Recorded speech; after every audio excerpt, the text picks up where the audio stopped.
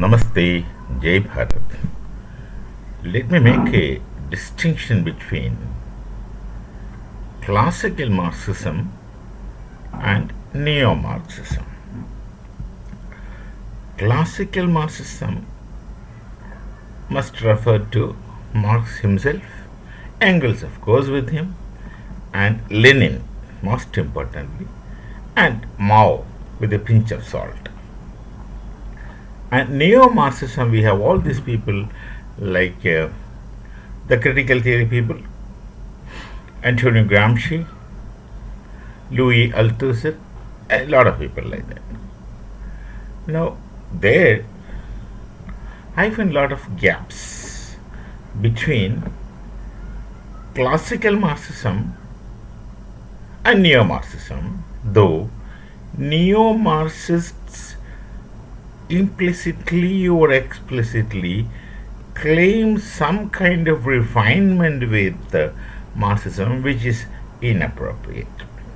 Right, I will just speak about Althusser only today, Louis Althusser.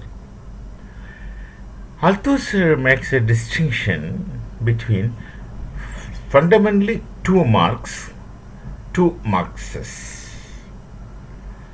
He makes a distinction between young Marx and matured Marx, old Marx and new Marx, ideologue Marx and revolutionary Marx. He makes a point in the writings life of Marx, that is, up to the point where Marx has written the book The German Ideology, and from the point where Marx had written the economic and philosophical manuscripts of 1844. So, a Marx till German Ideology and a Marx from 1844 manuscripts makes two Marx. Of course, he talks about four stages in Marx, speaking about 4 points, which is not that significant for this purpose. So I would only speak about the prime break, and Althusser says that it's a point of break in Marx, and he terms that break as the epistemological break in Marx. The Marxists all over the world are very fond of creating new terminologies, new ideas. My professor used to call it the jargon mongering. He was by and large right. So from 1844 manuscripts onwards, it is the new Marx. That is the matured Marx, the revolutionary Marx, as against the ideologue Marx, matured Marx as against the young Marx, etc. Now, what is the criterion Althusser adopts to make this distinction and term it as an epistemological break in Marx? He says Marx, before writing German Ideology, was a humanist Marx, and from 1844 economic and philosophical manuscripts, Marx becomes revolutionary Marx. He makes a distinction.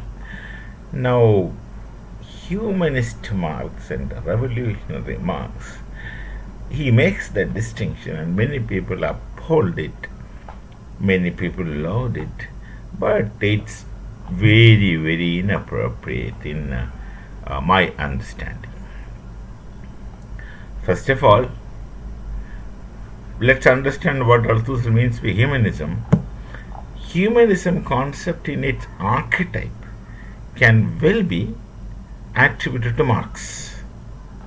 From the theories what we know him, his concern for man is concern for the well-being of human, and his concern for the well-being of human society is cannot be doubted, cannot be doubted, is indubitable. He has the definite concern. And how to find solutions to the problems Marx found with human society is his solution. That is revolution, and that stories of class, dictatorship, proletariat, revolution, etc. that follows. Althusser goes wrong, because if at all Marx has to be a revolutionary, it's only because he is humanist. At that point, you cannot rule out his being a humanist. His concern for mankind is genuine, very genuine. Though his understanding of mankind's comfort, mankind's happiness is far flung. Probably he thought, no, Marx lived a very life of miserable poverty. In spite of his PhD in philosophy, in spite of his immense intellectual ability, which of course goes into the area of being richly romantic, highly speculative. You cannot find fault with Marx, because European philosophy in any case is essentially speculative, of past and also of present. Future I can't predict. So the Marxian speculation made him to be called as romantic, and which is correct. He is such a speculative, such a romantic person. His concern for mankind is very genuine. Only thing, his understanding of the requirement of man is far flung. I told you, it does not really meet the requirement of man. He thought that, he of course he has a theory of economic base, which is base structure, which is substructure, and superstructure, all other things. So he has this program in his mind that once you are economically comfortable, all other things automatically shall follow. Once you are economically comfortable, all other things shall automatically follow. So he focused on the economic welfare of man's society, taking care of his wealth aspect. So he thought in terms of equal distribution of wealth and etc., which resulted in ultimately state owning property and all those things. Of course, that I need not to tell you, that alone is not going to make a man happy, comfortable. The objective is real happiness of man, real comfort of man, which economic comfort alone cannot do. It may do to a great extent, but then after a point in time, a man becomes utterly frustrated with all those things, which he, of course, could not speculate into because of his immediate surrounding. So Althusser is that villain who really made a distinction between ideologue or ideological Marx, which is humanist Marx, and revolutionary Marx. And his theory juxtaposes revolution with humanism, which goes against the spirit of Marx. One goes to revolution because one is expected to be humanist. These two things are connected, but Althusser breaks the connection